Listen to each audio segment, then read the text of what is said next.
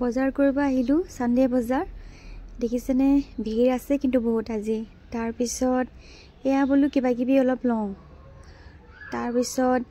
আমলৈ দেখিলোঁ আমলৈটো নললেতো নহব ন তো হেয়া ললো আৰু তাৰ পিছত এবাৰ মাছৰ বজাৰলৈ আহিলোঁ তো মাছও ললো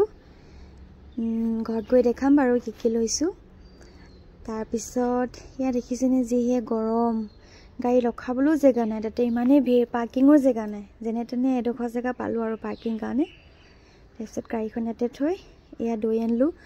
দৈটো নাজানো মিঠা নে টেঙা ভাল বুলি কৈছে কেলকেটা দৈ কিন্তু মই খাবলৈ নাপালোঁ ভাগি থাকিলে দৈটো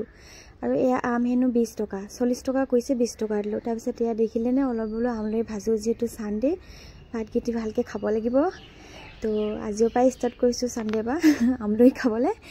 আপোনালোকে আগতে খালে চাগে ন আমি আকৌ আজি সানডে বা ষ্টাৰ্ট কৰিছোঁহে পিছে মই নাখাওঁ দেই মানে মই বনাবলৈহে লৈছোঁ